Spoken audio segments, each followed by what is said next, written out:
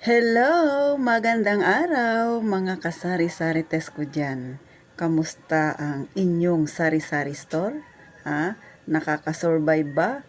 O baka naman palubog na mga kasari-sari, ha? Kaunting tiyaga, ha? Kaunting strategy pa, ha? Mga kung ano-ano pang dapat planuhin, ha? Para maiangat natin ang ating maliit na negosyo, ha? Sa ngayon, iba mo nang itatapik natin, ha? Regarding naman ito sa ating pag-iipon, sa ating pag-iimpok, kahit na maliit ang ating kita, kailangan ba talagang mag-ipon? Kailangan ba talagang meron tayong maitabi? O dapat ba talagang gawin natin ito?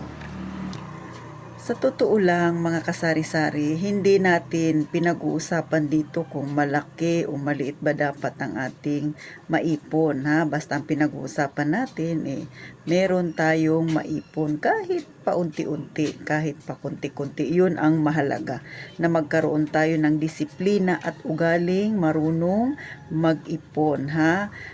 Hindi naman ito contest para paramihan agad, ha. Hindi rin tayo doon sa payaman-yaman muna. Doon lang muna tayo sa ating goal, ha. Paunti-unti muna nating abutin ang ating pangarap, ha. Ang pangarap natin noon magkaroon lang ng negosyo, 'di ba?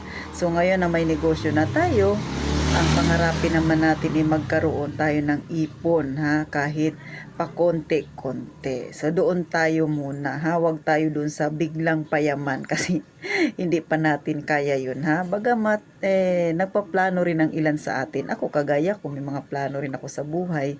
Pero syempre, ha, kada hakbang natin pa isa-isang baitang muna tayo. Hindi tayo pwede doon na dito tayo sa pangalawang baitang, gusto mo kaagad na sa limang baitang ka na, 'di ba? Kung ang hagdan nga merong mga baitang-baitang, 'di ba, na sinusunod.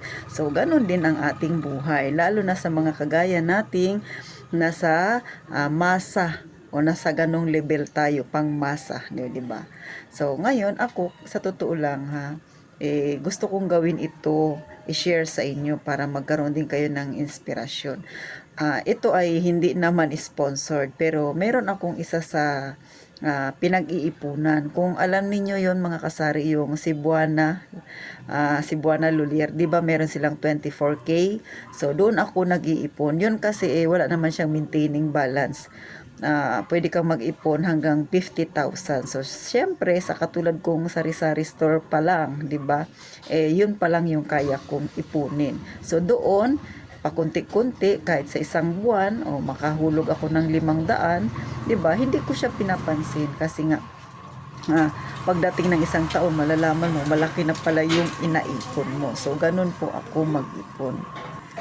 Isa pa, ang ginagawa ko yung mga barya-barya. Alam nyo ba yung mga bagong 10 piso at saka 20? Pag araw-araw, meron ako nun, itinatabi ko na kaagad, ha? Nilalagay ko sa isang lagayan, hiwalay siya araw-araw, ganun.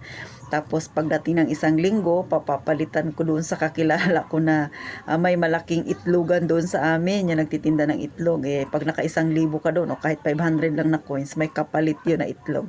So may pang-ulam na ako, nabuo pa yung pera ko, may savings ako na ilalagay sa aking 24K, ha, na Cebuana, o di ba, na card. So ganun ang aking ginagawa. So hindi siya mabigat.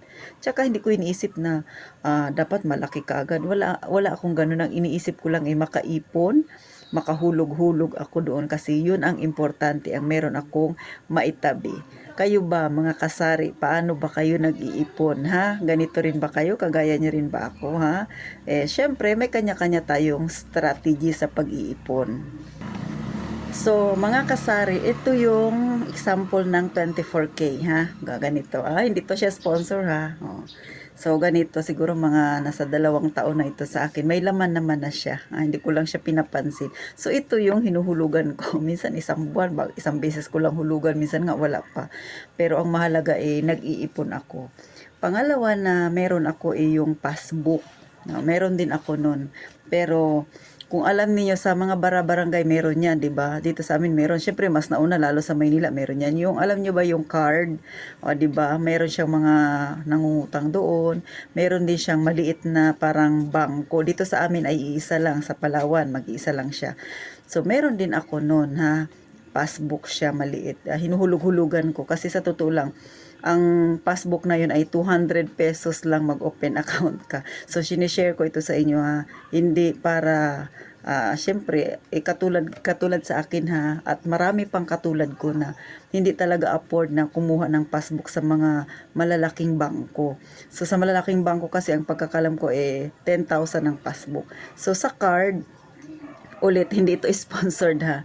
Sinishare ko lang sa inyo. So, sa card ay 200 pesos lang yung i-open mo na yun yung maintaining balance niya. So, 'di ba, kung ikaw ay may sari-sari store, aba, okay yun kasi 200 lang, hindi siya mabigat sa bulsa, 'di ba? So, minsan pag napapasyal ako ng palengke, naghuhulog ako doon pa konti-konti. So, may laman na rin siya. So, ganun po ako mag-ipon kasari, ha? Pero hindi ko siya pinapansin, ha? Kunwari, wala lang sa akin. Kasi nga, ang mahalaga sa akin, kahit konti ang laman niya, paunti-unti natututo akong mag-ipon, ha?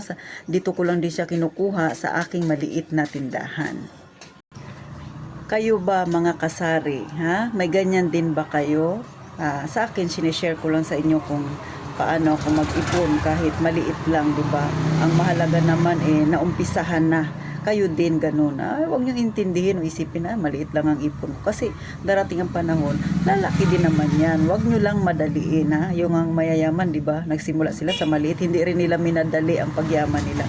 So tayo, ganun din, ha? Nasa maliit pa tayo ngayon, darating din ang panahon na lalaki din yan. So, wag lang nating madaliin, ha? Tiyaga-tiyaga, tapos ugaliin natin na mag-ipon kahit pa konti-konti. Yun yung aking pinupunto dito. Hindi natin tinitingnan kung maliit ba ang iyong naipon o malaki, ha? Kasi hindi naman siya contest.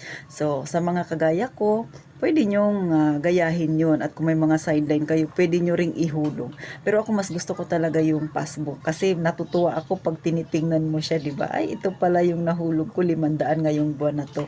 Di ba, sa susunod na buwan, maghuhulog ako ulit 600, mas lalakyan ko. Di ba, nakakatuwa yung ganun yung instinct mo sa pag-iipon. Sa totoo lang, sa umpisa talaga ay mahirap. Pero pag matagal na, nasasanay ka na rin. So, parang nakagawian mo na siya na nagtatabi ka ng pakonti-konti at inihulog mo siya sa passbook o kaya sa ATM mo. So, mga kasari, sana po ay may natutunan kayo sa mga kagaya ko na maliit lang din naman ang tindahan pero nagpipilit na makapag-ipon.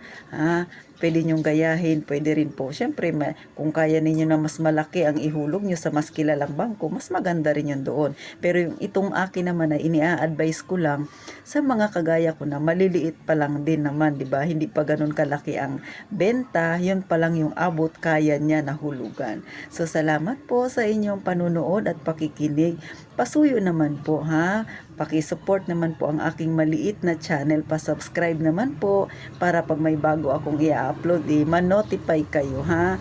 At saka pwede nyo ring i-share, ha, ang aking maliit na video, ha, para marami pang makapakinabang sa mga kagaya natin na may maliliit din na tindahan, ha, para makakuha sila ng idea paano ba ang mag-ipon kahit pa konti-konti. So muli, maraming salamat. Mag-iingat po tayong palagi.